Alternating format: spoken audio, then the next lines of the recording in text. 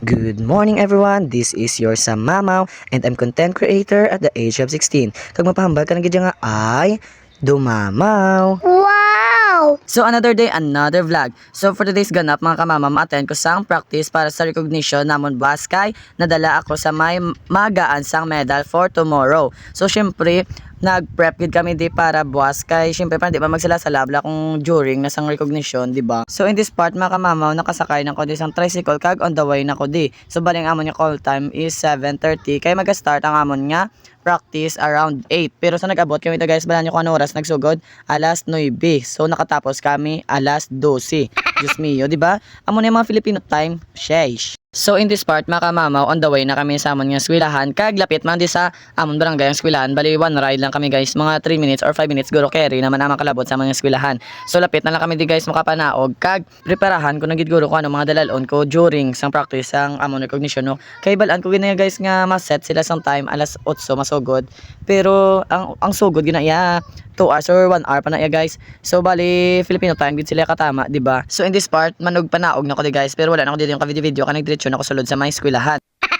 So why nagaulat ko sa iban ko mga classmate nga nadalaman sa honor roll.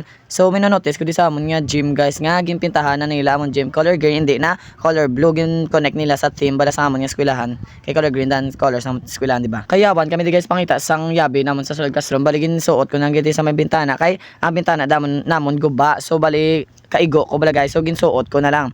Kay no choice ko kay ginsugo ko dani ma'am kay inubutang iyang laptop sa may sulod. Kag Diyos mi, marimar sa pila kadlaw wala klase ginhimo nila yad bodega amon nga room.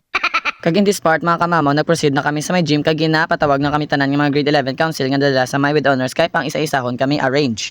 So while nagapungko kami di mga kamamaw, kapaang gidatutuod tas wala pa sila dayon gana magsugod kay maginastoryahan pa sila kung ano gimabala sugodan ma procession kami or diretso na gid sa flow sang program. So sa wakas mga kamamaw, nagsugod na gid man ang lawagay sa mga with honors kag naka-video ko sa grade 9 council na. So shout out kay Cristiano.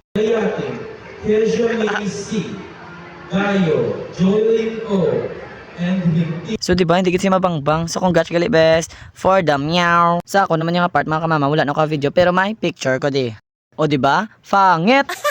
So in this part mga kamama, abi namon tapos na, pero pabalik pa kami sa may Oswag Gym sa likod kay ma-practice pa kami sa procession. Just make init-init na gid katama.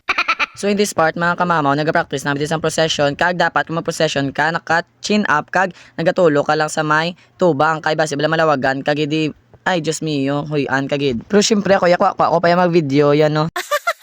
So sa wakas mga kamamaw, for how many years natapos na gid man. So pagwa na kami din mga kamamaw no. So dili ko naguro pagkatapos na